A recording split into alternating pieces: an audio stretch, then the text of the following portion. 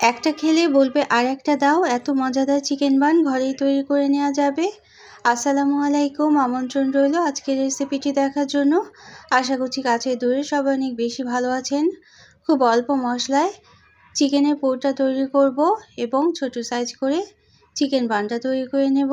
Recipe ভালো লাগলে like comment share করে পাশে থাকতে পারেন এবং চ্যানেলটাকে সাবস্ক্রাইব করে নিতে পারেন। এখানে একটা ডিম নিয়ে নিলাম রুম টেম্পারেচারে থাকা, এবং তার সাথে হালকা গরম দুধ নিয়ে নিতে হবে। দুধ আর ডিমটা এভাবে স্প্যাচুলা দিয়ে মিশিয়ে নিতে হবে। আর এখানে 2 টেবিল চামচ পরিমাণ চিনি দিয়ে দেব। 4 কাপ আটা দিয়ে আজকের এই ডোটা তৈরি করব, এই জন্য 4 কাপ আটার জন্য 2 চা চামচ ইস্ট দিয়ে দিতে হবে এবং 2 টেবিল চামচ চিনি দিয়ে দিতে হবে। উপকরণের সঠিক পরিমাণ সহ আজকের রেসিপিটা শেয়ার করব। যে কোনো ডো ভালোভাবে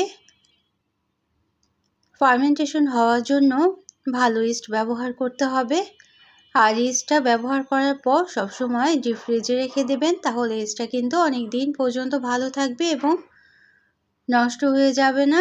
এখানে 4 কাপ পরিমাণ আটা দিয়ে আজকে আমি এই রেসিপিটা করব। চাইলে কিন্তু ময়দা দিয়েও করে নিতে পারেন। তো লবণটা আমি সবার শেষে দিয়ে দিলাম। লবণটা কিন্তু ইস্টের সাথে না মিশানোই ভালো, তাহলে ইস্টের কার্যকারিতাটা নষ্ট হয়ে যায়। আটার সাথে আমি লবণটা মিশিয়ে এখন তরল উপকরণের সাথে মিশিয়ে নেব আটার সাথে, অর্থাৎ আটার ডোটা তৈরি করে নেব। আর এই পর্যায়ে আমি আরও আধা কাপ পরিমাণ হালকা গরম পানি দিয়ে দেব। মোট 1.5 কাপ পরিমাণ পানি দিয়ে দুধ এবং পানি দিয়ে আমি আজকের এই ডোটা তৈরি করে নিচ্ছি। ডোয়ের তরল উপকরণের পরিমাণ কিন্তু এভাবে দেখে বুঝে নিয়ে করতে হবে। একবারে কিন্তু খুব বেশি পানি কিন্তু দেওয়ার দরকার নেই। এখন তেল দিয়ে 1 টেবিল চামচ পরিমাণ তেল দিয়ে খুব ভালোভাবে ময়ানটা দিয়ে নিতে হবে। ময়ানটা দেওয়ার উপরও কিন্তু যে কোনো চিকেন বান বা পাউরুটির ডোয়ের ফার্মেন্টেশনটা নির্ভর করে। এখন ভিতরে পুরটা তৈরি করে নেব। আর ভিতরে পুরটা তৈরি করার জন্য এখানে 1 কাপ পরিমাণ পেঁয়াজ কুচি নিয়ে নিলাম। 1 কাপ পেঁয়াজ কুচির সাথে 1 কাপ পরিমাণ চিকেন নিয়ে নিতে হবে। চিকেনটা আমি আগেই সিদ্ধ করে ঝুরি করে রেখেছি। চিকেনের মাঝারি সাইজের একটা বেস্ট পিস আদা রসুনের পেস্ট, সাদা গোলমরিচের গুঁড়ো, সামান্য সয়া সস আর সামান্য লবণ দিয়ে সিদ্ধ করে রেখেছিলাম এবং সেট করে নিয়েছি, অর্থাৎ মাংসটা ছাড়িয়ে নিয়েছি হাড় থেকে।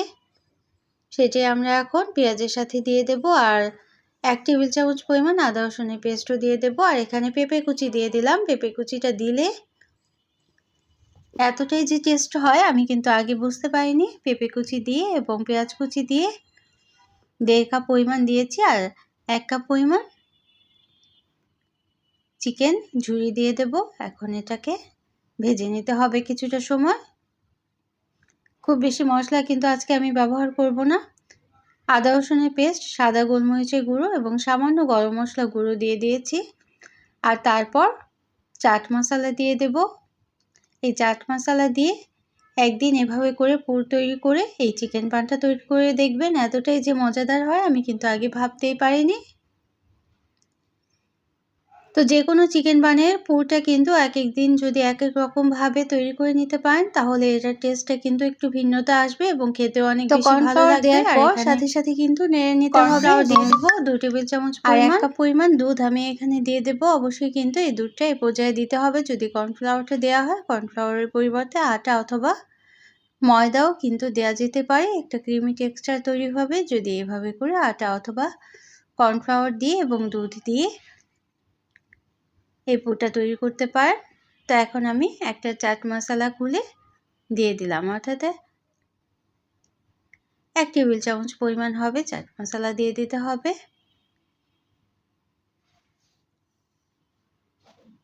তারপর নেড়ে ভেজে নিতে হবে। লবণটা কিন্তু আমি দেখে পরিমাণ মতো দিয়ে দিয়েছিলাম। অল্প পরিমাণ পানি দিয়ে দিলাম প্রথমে, যেহেতু আমি পেঁপে কুচিটা দিয়েছি এজন্য কিন্তু কিছুটা সময় নিয়েছে সিদ্ধ হয়ে নেওয়ার দরকার হবে। আর এর জন্যই আমি এই অল্প পরিমাণ পানিটা দিয়েছি। তো এখন আমি কর্নফ্লাওয়ারটা দিয়ে দেবো। 2 টেবিল চামচ পরিমাণ কর্নফ্লাওয়ার দিয়ে 1 কাপ পরিমাণ দুধ দিয়ে অনবরত নেড়ে নিতে হবে যাতে লেগে না যায় এবং কর্নফ্লাওয়ারটা জমে না যায়, এবং এই সবগুলো পুরের সাথে যাতে কর্নফ্লাওয়ারটা খুব ভালোভাবে মিশে যায় এজন্য কিন্তু অনবরত নেড়ে নিতে হবে। তো নেড়ে যখন ঘন হয়ে আসবে তখনই আমরা নামিয়ে নেব এবং নামিয়ে ঠান্ডা করে নেব। তো ঝালটা আমি আজকে কাঁচামরিচের কুচি দিয়েই করেছি। তো এই ডোটা যে আমরা তৈরি করে রেখেছিলাম সেটা আমি একটা গরম জায়গায় রেখে দিয়েছিলাম। প্রায় 40 মিনিটের মতো ঢেকে রেখে দিয়েছিলাম। ইস্টটা খুব কার্যকর হয়ে গিয়েছে, ফার্মেন্টেশন হয়েছে খুব সুন্দরভাবে। আমি সেই ডোটা থেকে 4টা অংশে ভাগ করে নেব এবং একটা রুটি তৈরি করে নেব। তো এই পর্যন্ত যারা দেখলেন একটা লাইক দিতে ভুলে গিয়েছেন, অবশ্যই একটা লাইক দিয়ে দিতে পারেন, প্রয়োজনে কমেন্ট করতে পারেন এবং শেয়ার করতে পারেন ফ্রেন্ডস অ্যান্ড ফ্যামিলির সাথে। আর যারা প্রথম ভিজিট করছেন তারা চাইলে চ্যানেলটিকে সাবস্ক্রাইব করে বেল বাটনটাকে একটা প্রেস করে রাখবেন, তাহলে নোটিফিকেশন পেয়ে পরবর্তী রেসিপিগুলো কিন্তু দেখে নিতে পারবেন। তো আমি আজকের এই চিকেন বানটা একটু পাতলা স্লাইস করে কেটে নেব এবং রুটিটাও পাতলা করে কেটে নেব। আর যেভাবে করে আমি তৈরি করছি এটা কিন্তু দেখেই বুঝিয়ে নিতে হবে, যে পুরটা ছিল সেই পুরটা এভাবে লম্বা করে বড় একটা রুটির মধ্যে দিয়ে দিতে হবে, আর তারপর এভাবে করে কয়েকটা ভাঁজ দিয়ে দিতে হবে। যে কটা ভাঁজ দেওয়া যায় চেপে চেপে সুন্দরভাবে ভাঁজগুলো কিন্তু দিয়ে নিতে হবে। তারপর 4টা অংশে আমি ভাগ করে 4টা চিকেন বান তৈরি করে নেব।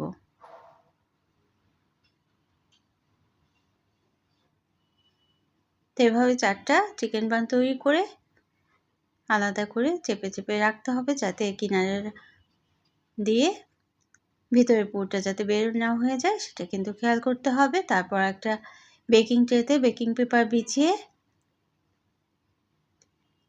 নিয়ে নিলাম এবং উপরে ডিম আর দুধ হালকাভাবে ব্রাশ করে নিয়েছি। ডিম দুধ এর পরিবর্তে পানিও কিন্তু ব্রাশ করে নিতে পারেন।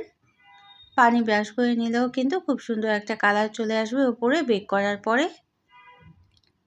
এবং তারপর সাদা তিল দিয়ে দিয়েছিলাম এবং সাদা তিলটা ছড়িয়ে দেওয়ার পর ওভেনে বেক করে নেব। আর ওভেনের মিডিল তাকে রেখে প্রায় 30 মিনিটের মতো বেক করে নিয়েছিলাম। আপ ডাউন হিট অন করে এবং 180 ডিগ্রি সেলসিয়াস তাপমাত্রায় 20 মিনিট বেক করে নিয়েছিলাম এবং তারপর নামিয়ে নিয়েছি। তো এভাবে করে মজাদার করে চিকেন বান যদি ঘরেই তৈরি করে নেওয়া যায় তাহলে কিন্তু বাইরে থেকে কিনে আনার দরকারই নাই। তো চুলোতেও কিন্তু এভাবে করে তৈরি করে নিতে পারেন। বড় একটা ফ্রাই প্যানের নিচে একটা তাওয়া দিয়ে দিতে হবে মোটা, এবং উপরে ঢাকনা দিয়ে দিতে হবে। বড় একটা ঢাকনা দিয়ে চিকেন বানটা চুলোতেও তৈরি করে নিতে পারেন। তো আমি আজকে ওভেনে এভাবে করে নিয়েছি। ঠিক এভাবে যদি পুরটা এবং ডোটা তৈরি করে নেওয়া যায় তাহলে কিন্তু এই মজাদার চিকেন বান ঘরেই তৈরি করে নিতে পারবেন। তো যারা এতটা সময় সাথে থাকলেন সবার জন্য রইল অনেক অনেক ভালোবাসা, অনেক অনেক শুভকামনা। অন্য কোনো দিনে অন্য কোনো রেসিপি নিয়ে আসবো। সেই পর্যন্ত সবাই অনেক বেশি ভালো থাকবেন। ফেসবুক থেকে দেখলে অবশ্যই কিন্তু পেজটাকে ফলো করে রাখতে পারেন। তো আমরা সবাই সবার জন্য দোয়া করব যেন ভালো থাকতে পারি। Thanks for watching. আল্লাহ হাফিজ। আসসালামু আলাইকুম।